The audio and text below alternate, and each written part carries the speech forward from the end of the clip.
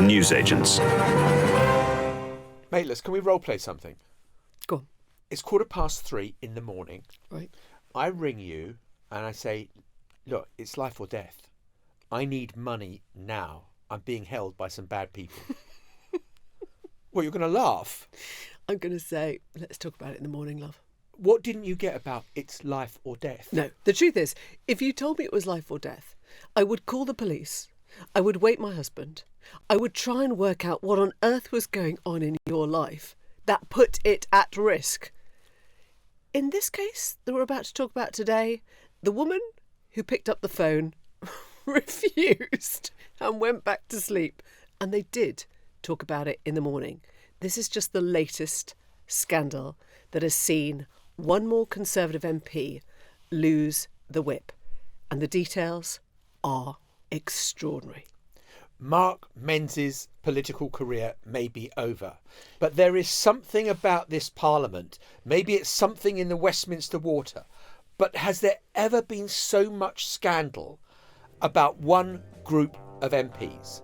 Welcome to the newsagents. It's John. It's Emily. And I feel like we have already told you the story, but here it is in all its gory detail for anyone hiding under a rock who has missed it this morning. The Conservative MP for Fylde, Mark Menzies, who was also, until this morning, a government trade envoy, rang an elderly local party volunteer. This is in a story, according to the Times. We're going to speak to the journalist who broke it in a moment. He rang a 78-year-old woman in the middle of the night, and he told her that he'd got locked in a flat, or he was locked in a flat. He needed £5,000 as a matter of life and death. The sum was not paid by this woman, who refused. We should come on to that important detail in a moment.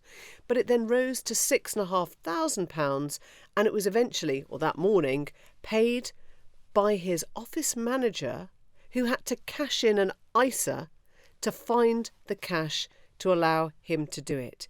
It subsequently emerged that Mark Menzies had been raiding campaign funds. This is money raised by local donors, Conservative donors, to pay for medical expenses. Money that has not been repaid. Let me just insert a word allegedly there, because, of course, he is disputing. I mean, it's not a full denial of everything, but he said there are things that are wrong about this. So he is trying to present a different story about this. But essentially, he's locked in a room. He's demanding thousands of pounds in the middle of the night. There is then the allegation that party funds were used, which were meant for campaigning purposes, to pay something off. It is just mind-boggling to get your head around. But Mark Menzies, before we just kind of move on to wider issues, and there are wider issues to discuss about this, Mark Menzies, 10 years ago, apparently had an illegal immigrant lover in the country, which spawned a memorable headline in the Mirror 10 years ago saying, Tory MP's rent boy lover was in Britain illegally after being refused entry 3 times. And there's a kind of bit of a double entendre there as well. But even without the double entendre, this is talking about a matter that's very close, as we know, to Conservative hearts, which is immigration, right? Even if you don't care about male prostitution, corruption or drugs, presumably somebody in his own party would care about an illegal immigrant, because that is what they talk about a lot of the time on the airwaves. And then let's spool forward now to 2017, I think it is, and a dog. A drunk dog? We don't know.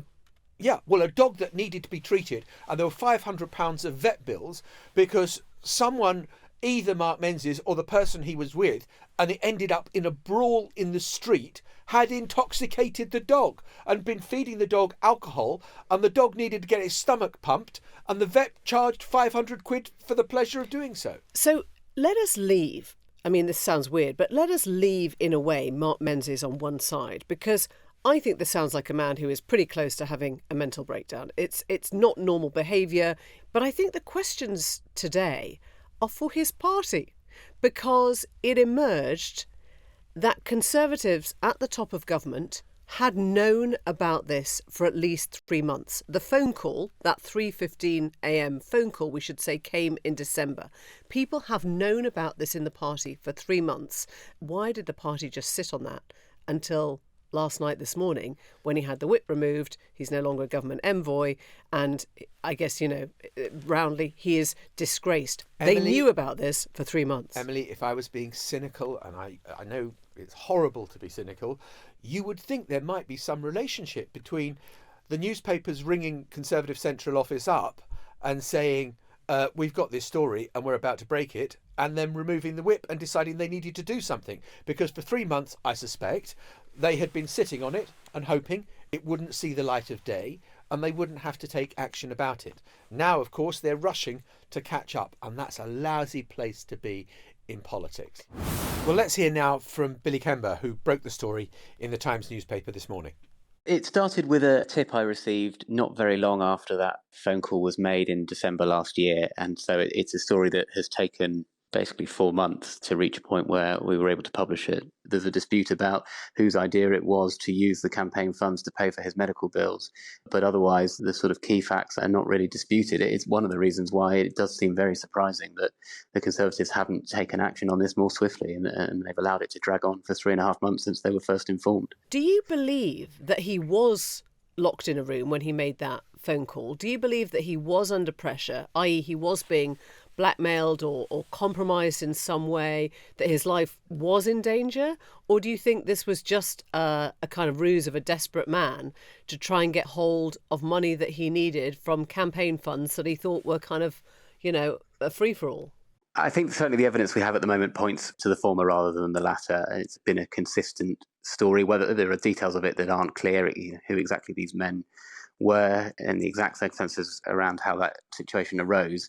But certainly it's been a consistent story, and I haven't seen any evidence to suggest that money went anywhere else. It does seem extraordinary that the police weren't called either by him or by those that were made aware of it. And Billy, just on Conservative Central Office or the Government Whip's office, why do you think they hadn't done anything until you went to them, presumably, and said, we're publishing this story tomorrow? It's all speculation, but it does look stark, doesn't it? They've known about it for 3.5 months, and then within 2 hours of the story being published, the whip has been suspended.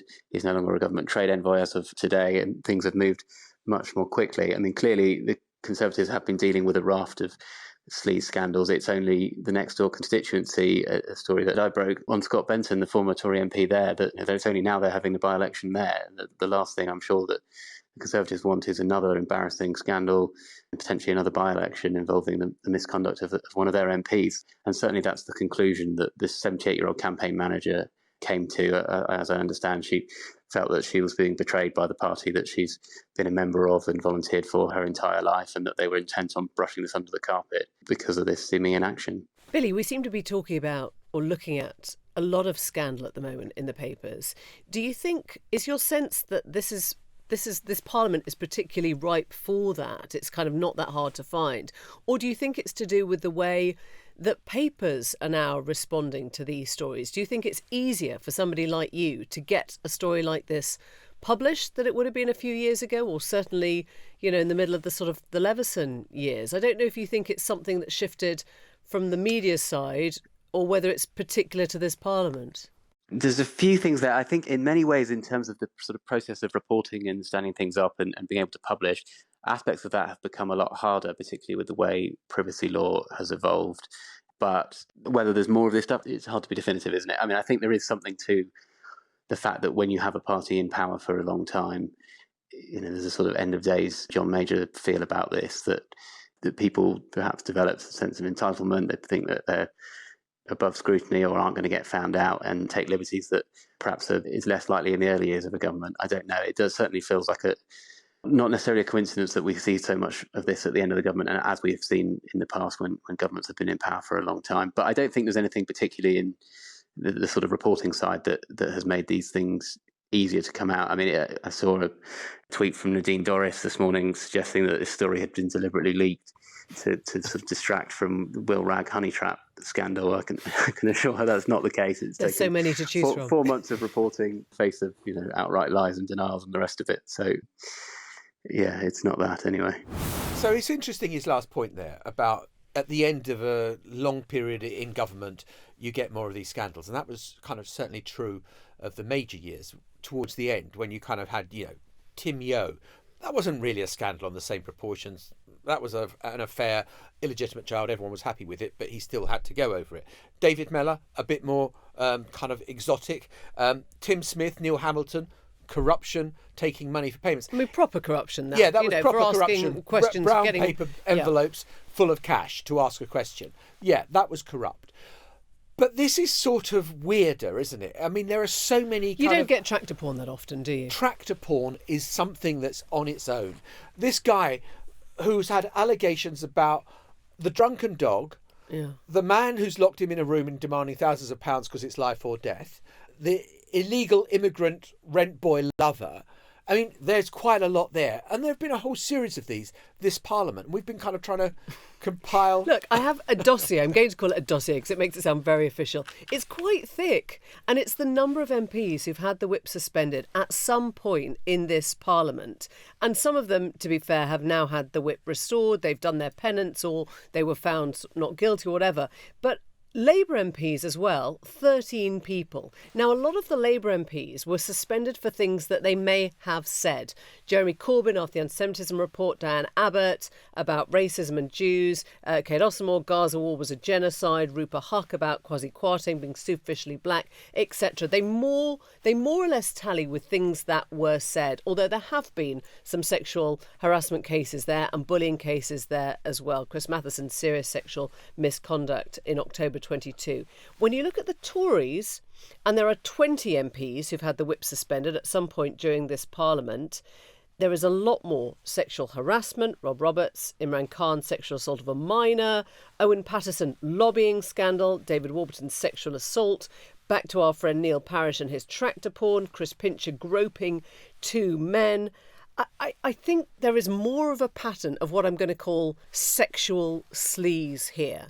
And I guess it's really, really complicated or really interesting to know whether this is the sort of end of days stuff that you've just heard from Billy there, that this is what happens, or whether it's about who we're now attracting into politics, whether 2019 was a sort of watershed election where people who'd never thought about politics or their past were suddenly coming in. And let's just remind ourselves of the way these stories broke.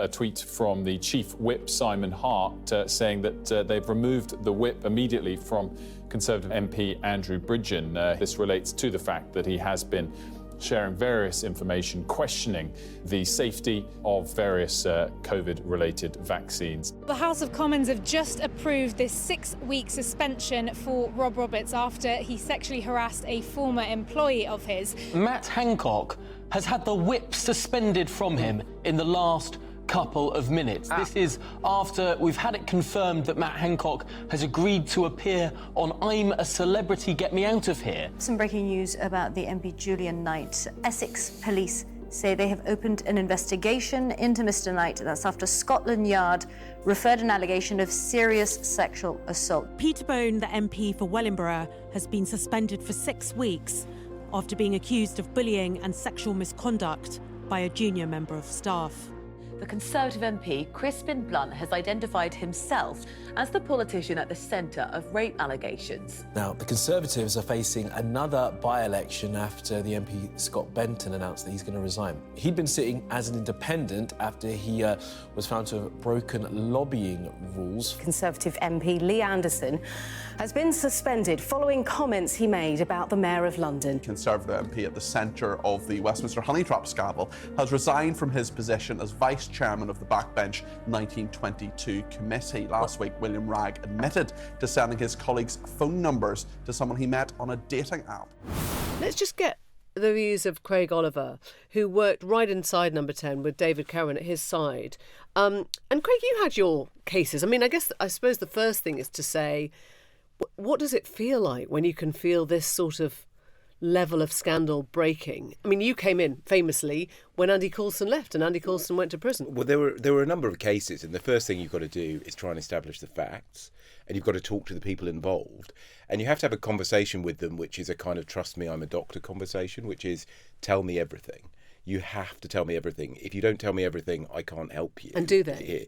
Most of the time they do. But the issue is like that you've got to get all the facts and they need to be clear. And you also have to say to them sometimes some very difficult things like you are going to have to resign the whip or you're going to have to stop being a minister here. And that's the best thing for you. The thing I think that a lot of people were just listening to the general conversation, because it's such a bizarre story, because it's such outlandish behaviour, we sort of point at the person and say, that's just weird, that's really odd. Actually, my experience of going and talking to a lot of these people after the events is there's deep-seated psychological issues there. There's almost a cry for help quite often in this kind of behaviour. The reality is that in politics, there's no HR department. Anybody listening to this who works will know, what it's like to have an HR department, and their job is to make sure that process is followed. And if something goes wrong, you're held to account. You're maybe suspended immediately. There's an investigation. You'll be punished if something's gone wrong fairly quickly afterwards. But also to get you help. Now, that doesn't happen in politics. So there isn't an instant system which calls people to account and pulls people in. And I think that that's what often goes wrong, where things start to go wrong. So one of the big questions for the Conservative Party at the moment is like, who knew what when? We know that the whips knew. Did they tell number 10? Were the grown-ups in number 10 told about this? Were people who might say, look, we've got to come clean about this right now because if we don't, it'll be worse in the long run. So all sorts of questions. So you're saying the whips might have known but not told Rishi Sunak? I think it's possible that they kept it within the group. I don't know. I'm speculating here. It wouldn't surprise me if some people learned this information and didn't share it more widely. Do you think that as a group, therefore, because there is no HR department, MPs are more likely to do these sorts of things? Or is there something about the instinct of wanting to be elected for things and kind of feeling invincible once you get elected, that you take crazier risks than maybe people do in their normal lives because there's so much harm that can come? There's two arguments that people come to. Some go down the kind of the arrogant invincibility argument, and they're just arrogant people who think they can get away with stuff.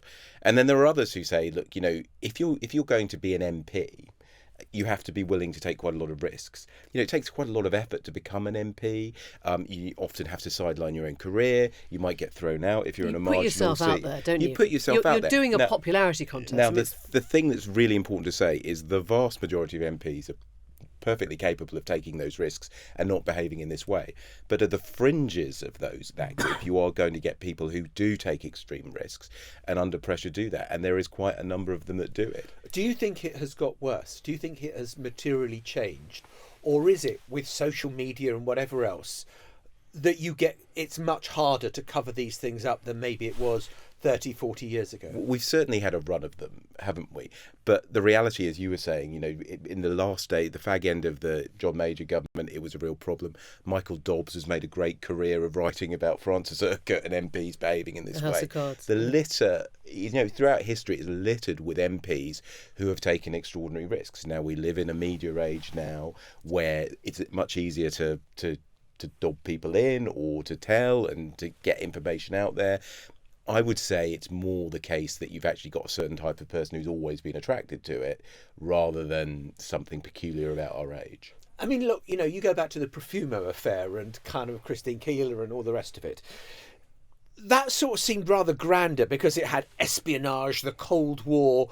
There was sort of big stuff at play there with all of that, whereas this all seems a bit sort of tawdry and kind of... Well, I don't know. It's blackmail. I mean, it does sound... I mean, if that account is correct and it's a phone call in the middle of the night and we don't know that it wasn't, it does sound like MPs are very good at making themselves vulnerable now to compromising material, to blackmail. What I would just say is to just look at it from the aspect of the paper, like, for whatever reason he made that call, whether he really was in a flat or not, the kind of person who does that, whatever the circumstance, that is not the behaviour of somebody who is of sound mind. It's of somebody who needs help. Now, that's not to excuse him. It sounds like if this is true, then there are serious problems here and he needs to be properly held to account. But all I'm saying as well is that we don't have a system where it's easy to hold them to account. And I think the time is coming in politics to say, look, we do need to professionalise the HR side of things. You cannot just have a majority government with hundreds of MPs running around and not knowing who some of them are. The problem with that, Craig, I guess, is that it is a clash of, this beautiful democratic system. That your boss, when you're an MP, is the public, the people that vote you in, your constituency. So I guess you're back to this whole question of why could HR remove you? I suspect the people of Fylde might say they would quite like to know that there had been some processes in place to catch their MP within the 10 years of the Brent Boy scandal and this alleged scandal. So, I mean, the reality But we know that we know that the public vote in the way that the public will vote. I mean, we're looking at Donald Trump, who may very well end up with a conviction and a presidency. Sometimes democracy trumps whatever the wrongdoing is because people decide that it's worth it. Look, I mean, I think it's an interesting thing to push back on, but the reality is we are seeing a huge number, or not a huge number, quite a number of MPs behaving in this way. I think most of their constituencies would say, look, I want you to get on with the job, but I don't want you to be phoning people at 3 a.m. or giving alcohol to dogs, if any of that is true. And so the HR would remove that person from their job? Well, you would be in a situation where So look, what happened today was that the Times newspaper revealed the story, and within a matter of hours, the whip had been removed. He was no longer a trade envoy. He was gone, right? Why not have that happen much earlier in the process where the party has been told this is the case, there is an issue here, we need to do it. The reason it doesn't happen is partly because people are caught in the headlights and don't know really what to do in this because they don't have professional training in this, and partly because maybe we can get away with this. Maybe we don't actually have to reveal this.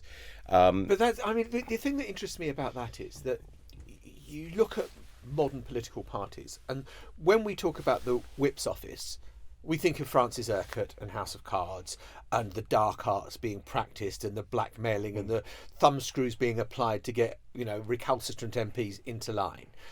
Actually, isn't a more important part of what the whip's office does is as a social welfare service, that if an MP has problems, that there are marriage difficulties and they need to be away for a 3-line whip vote. You don't keep a tarantula in your office for that, do you? No, I mean, that's the point. No, but the whip's office, unfortunately, is not a professional HR department. And you have human beings in there who think, maybe I can get some advantage by not revealing this piece of information or not. Maybe it's in our better interest not to. Far better to have a situation where something comes to your attention, it's properly dealt with. That's the good thing for your constituents, and it's also the good thing for the human being involved, who's clearly under a lot of mental health pressure and stress, because otherwise they wouldn't be behaving in this way. I mean, I suppose what you have in Westminster is 650 lone wolves. Yes. They're all MPs, but they're lone wolves. It's like 650 sole traders. They have they're like small businesses. They have, a few people around them. They have no HR. There's a huge issue that, a couple of years ago we were talking about the problem of bullying in Parliament. Again, no HR. Who do you complain to? What do you do? OK, so Craig, one of the questions we raised in the chat was about whether the 2019 intake was any different. I mean, actually, to be fair, Mark Menzies, I think, was 2010. He'd been an MP for a couple of parliaments before this or during this. But do you think something happened in 2019 that brought in just people who were wrong-uns? Well, I was going to say more naive about what politics was. It was this huge majority. They sort of came to the wicket because of Boris Johnson and the sort of promise of Brexit. Maybe hadn't thought about being an MP and didn't think about their past particularly. I suppose I'd look at it from the other end of the telescope, is when parties win big majorities, quite often they haven't scanned the people who are in the kind of lower end of winning, that they win the marginal seats. I mean, this could be coming at Labour, and I think right? it could be an issue for Labour, and I think, to be fair to Labour, they've already spotted it, because in 1997, famously, they said, we'd better start finding out who some of these people are, right, because they won by so much. And I think that is an issue. Having said that, how do you screen for this? How do you screen for this kind of behaviour without doing sort of deep psychological tests and that kind of thing? It's quite hard to screen for. I think much more the key problem is, when this kind of thing raises its head, is do you deal with it quickly and effectively, and do you have processes? And what's like the Labour candidate in Rochdale. Yeah, and what's clear time and again is that politics, unprofessional, done on a shoestring, series of small sole traders all working in a certain way without any overarching structures. And that's a problem. So I'm wondering if the person who's going to come out of this the best is Angela Rayner. And I hear what Craig was saying about Mark Menzies, and I think it almost certainly does lead you to start thinking about mental health issues, particularly amongst MPs in Parliament who, are under this kind of pressure, the kind of pressure that makes you do crazy stuff. But I cannot understand how any of his colleagues, how any of his MP colleagues in the Conservative Party now would dare put their heads above the parapet to start talking about Angela Rayner and what looks to be a potential tax bill of £1,500 that she insists she never did have to pay. From 10 years ago. From 10 years ago, when you've got this scandal staring you in the face. I cannot believe that there is still more to come out on that one. I don't see where it goes. Can't you? Of course they're going to go for it. It will be, who cares? I know we've got problems, but also the calculation, the mental calculation that's made is, look, we've got a hell of a lot of incoming mud sticking to our face. Let's throw some back and just see if any of it sticks. And they will continue to go after Angela Rayner and the client journalists who are sympathetic to that. The Mail has been leading the cry against Angela Rayner, will continue. But you need something new. I mean, even if you are client Greater journalist... Manchester Police investigation. OK, well, this clip from Sky News, which is an absolute killer. I think you'll enjoy this. Chris Bryant is being asked to explain the Rayner situation within his, Labour's party, and he's sitting next to James Daly, who is the MP that asked Greater Manchester Police to investigate Rayner, who is now struggling to explain what that investigation should be about. Have a listen. Rishi Sunak made the point that perhaps Keir Starmer should spend less time reading books and encouraging his deputy leader to read the rules around tax returns. How concerned are you about this new investigation to Angela Rayner? Well, what is the allegation? James, you're the person who's made the allegation. What is it that you're alleging Angela Rayner has done? The matter is with Greater Manchester Police, as they've confirmed.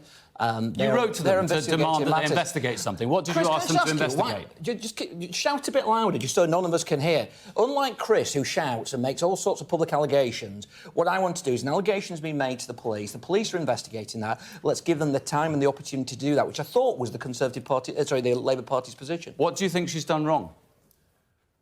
I've just answered that question, and this is typical of what we go here, shouting very loudly. But what are your concerns? What are the concerns that you put to the police? There's been information I think the Greater Manchester Police released, or certainly appeared to release, to the Times, and those, I think, are the broad framing of the matters that they are considering.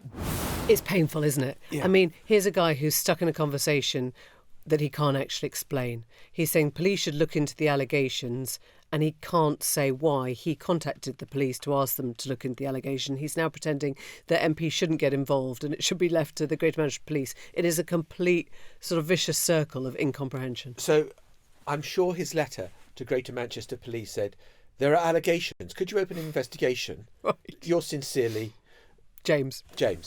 It didn't. And why can't he say it? It was just such weasel words that were coming from him, and the failure to explain what it is that Angela Rayner, he thinks, has done wrong. There's nothing sub judice about it. There is no charges imminent as far as we can understand from Greater Manchester Police. He is entirely free to say. Look, and yet he doesn't. Yeah, and I think if you're Angela Rayner or Keir Starmer, and I think it is, it's very noticeable that Keir Starmer has said, I don't want to see the intricate details of exactly what happened. I don't want to see those accounts. And as we said on the podcast last week, maybe the simplest thing, actually, when all is said and done, is for Angela Rayner either to pay back £1,500 or to show the accounts to prove that she is saying what she says she's saying. But at this point, if you're Rayner or Starmer and you get questions about her capital gain tax, you just throw out your hands, don't you? And say, oh my God, start with your own house. Just start cleaning up your own backyard. I don't quite agree. I think you do shrug. You don't throw mud back, because I think that actually one of the net effects of the Rayner story is that here is a working class woman who is an absolute success story for social mobility, who bought a council house, who sold it, made a few thousand quid. I don't know whether there's £1,500 or not owing in capital And gains you're saying tax. it doesn't matter? I'm saying the public sympathy is with Rayner.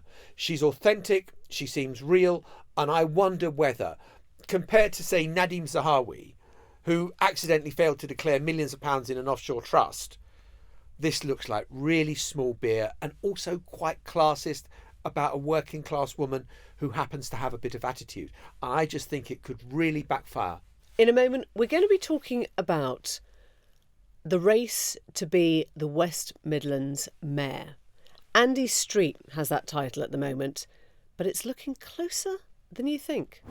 We're going to talk about an election which, in former times, would not have been, I think it's fair to say, anywhere near close.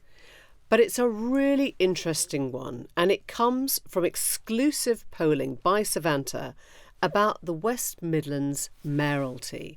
And we've got Chris Hopkins in, who is going to just talk us through what you're finding in this stuff, because it sounds like it surprised you, Chris.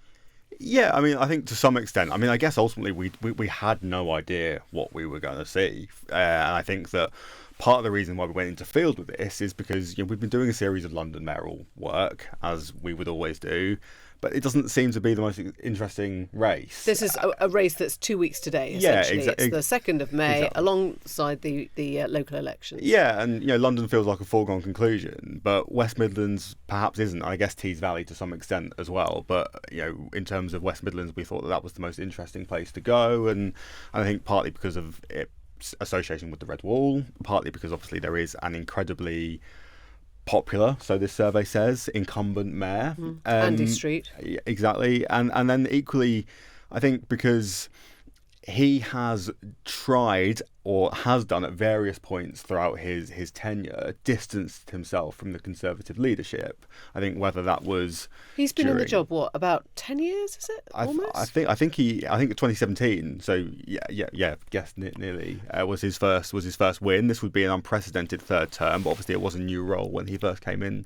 And this is one of the big ideas about sort of big mayoral elections, direct elections for mayors, is that you will get charismatic figures who will outpoll their party. And we saw that in London with Boris Johnson becoming mayor of London, where he was more popular than the Conservative brand. What struck me, looking at these figures, was just the yawning chasm between Andy Street's popularity, he's still just about a squeak ahead of Labour, and the party, which is 25 points behind Labour. Yeah, look, I think ultimately, like, the major question for us and political academics, in fact it was political academics and a lack of data in this region that really pushed us to try and do something and go into Fylde, was to what extent do we believe Andy Street can buck the trend ultimately? And I think that West Midlands again is interesting because of its associations with the Red Wall. We've seen over the last 2-3 years a humongous swing nationally away from the Conservative Party,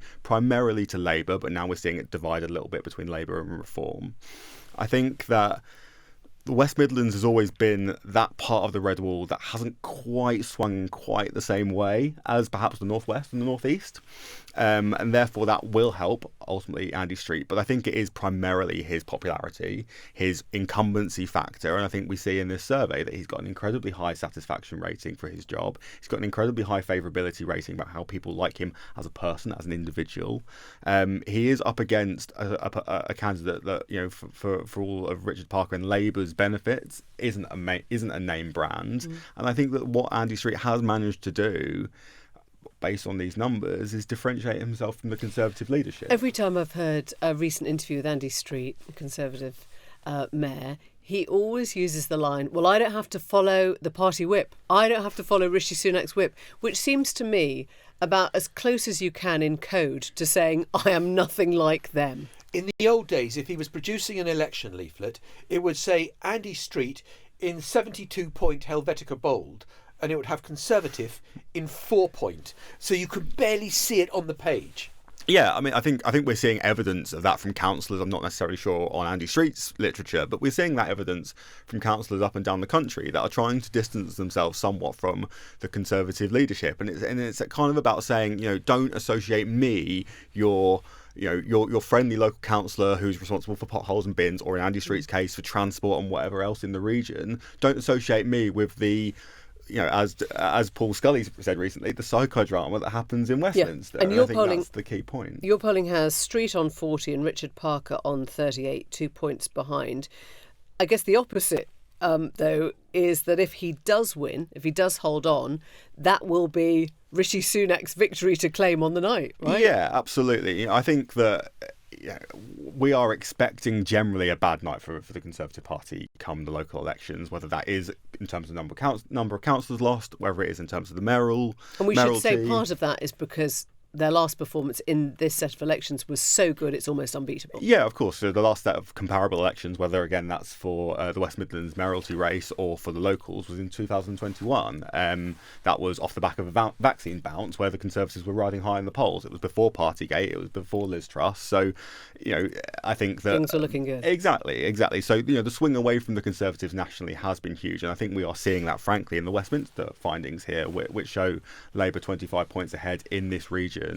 If there was a general election tomorrow, but Andy Street seems to be being able somehow, and it is a very narrow lead that he holds over Richard Parker here. We must stress that it's 2 points. That's well within the margin of error for that to be flipped. But I think what our headline would be here is that the race does appear incredibly close at the minute, and therefore Andy Street is bucking that national trend. And if he does manage to win, it will be in spite of Rishi Sunak in the Conservative leadership, not because of Rishi Sunak in the Conservative leadership. But as you say, Emily, the story on the 3rd of May will be very different, and I think Rishi Sunak will be clinging to any sort of victory like this, whether it is in the West Midlands or whether it is in Tees Valley, or whether it is, frankly, the number of council seat losses that aren't quite as bad as perhaps we think. I think he'll use any of those three things to try and turn his narrative that actually, you know what, the public might not like us hugely nationally, but individually, some of you MPs can fight a good, strong incumbency campaign, and therefore you might be able to buck the trend. And if many of you buck the trend, then maybe we'll be looking at a narrower general election race than what we're currently thinking. And Chris, I noticed something you said a moment ago in answer to Emily about that it's looking like it might be quite a bad night for the Conservatives. I mean, do you think quite bad, or do you think catastrophic, or do you not want to because a lot of the polling data I've read suggests that it's going to be hideous. Yeah, look, I mean, it's difficult to say because local councils and council elections are low turnout. They behave very differently because people are voting for different things, and there have also been a lot of boundary changes. So the comparison between 2021 and now isn't really a fair kind of test. There's debate over how many seats are actually being defended by the Conservatives, but we think in the region of 900. I think it's very easy based on national trends to say that, if the Conservatives lose 500, that's probably about par. Because of those boundary changes and the way that things have moved, maybe it will be closer to 300, 400. I think it's difficult to say. I think that, I'm not a local elections expert. I'm not Michael Rawlings and Colin Thrasher. So, those academics are probably going to have way more accurate numbers than we think. But there will be losses for the Conservative Party. And I think that if they do have really bad council losses, then maybe one of these mayoral races that they can just about squeak and hold on to changes the narrative a bit. I think, frankly, if they have an embarrassing performance in Blackpool South by-election, which is the same day, if they lose... This is Scott Benton's seat. Yeah, we're not expecting them to win that. We're not expecting them to hold that at all. But let's see what the magnitude of defeat is and judge it based on that. If they end up losing all the mayoral races, which it is feasible, it feels like their best hopes are in these two where they've got strong incumbents already. And as I say, if they lose a lot of council seats, then those three things are going to sum together, and they are greater than the sum of their parts, I think, in terms of the mood in the Conservative Party going into a general election at some point later this year. I think I said months ago, I find it hard to believe. I think it's more that it wouldn't surprise me if Rishi Sunak doesn't lead the Conservatives into the next general election, because everything has to go right for him. And if one thing goes wrong, or on the 3rd of May, if three things go badly wrong, then if I'm a Conservative MP that hasn't decided that I'm standing down the next election, roll the dice with someone else. I think at that point, exactly, because they are at the minute staring a humiliating defeat in the face. And I think that maybe there will be some evidence on the 2nd of May, especially if this poll it ends up being correct, that there is a glimmer of hope. but the model upon which Andy Street might win this isn't the same model that a lot of right-wing backbench Conservative MPs can replicate, frankly. Chris, so Really good to have you. interesting. Yeah. Thank you very Thanks much for for coming sharing the poll findings with us. Thank you. Well, to discuss this further, we are joined from Wales by Lewis Goodall.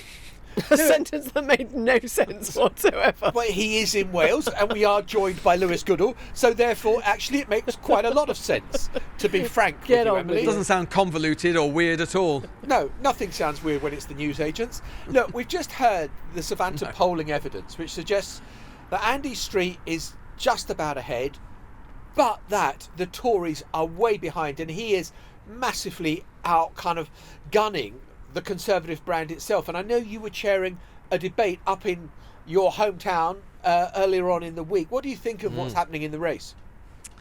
Well, John, I think that poll from Savanta entirely accords with what privately both the Labour and Conservative campaigns in the West Midlands have been saying. And were saying to me earlier in the week and previous to that as well, which is that I think they were a little bit thrown by a poll earlier in the week which showed the Labour candidate Richard Parker way out ahead. And quite a few people text me sort of afterwards going, this doesn't feel right. It doesn't feel right either on the doorstep or elsewhere. And I think, it shows what, in a way, we've learned since the introduction of these mayoralties, one of George Osborne's innovations when he was Chancellor, that people, a bit like in the United States or elsewhere, people have become electorates in Britain have become quite, or in England I should say, have become quite sophisticated at doing what the Americans would say is splitting the ticket. Yes, the kind of national overall polling is dire for the Conservatives, but Street is a kind of almost unique figure, I think, in some ways, because of his sort of retail background, having been at John Lewis and all of that, and the fact that he pitches himself almost kind of like apolitical, non-party political. His standing is so much higher than that of the party. So I think it will be, when we get to polling day on May the 2nd, I think it will be close. And how much does it matter for Rishi Sunak that Andy Street wins? Because in a sense, Andy Street is not running on a Rishi Sunak ticket, he's running on an Andy Street ticket.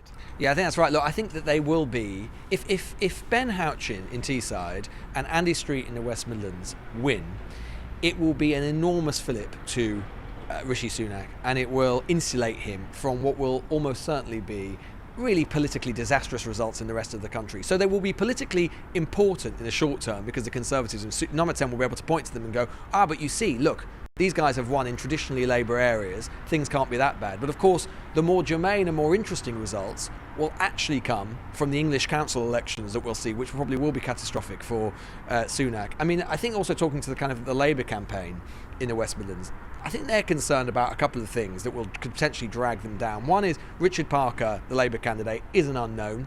By comparison to Street's, quite significant profile in the West Midlands, not least because he's been mayor for a long time already. They're also concerned about the Birmingham vote in particular. What you understand about the West Midlands mayoral race is that the Birmingham vote is always quite low by comparison to the other local authorities which comprise the West Midlands mayoralty.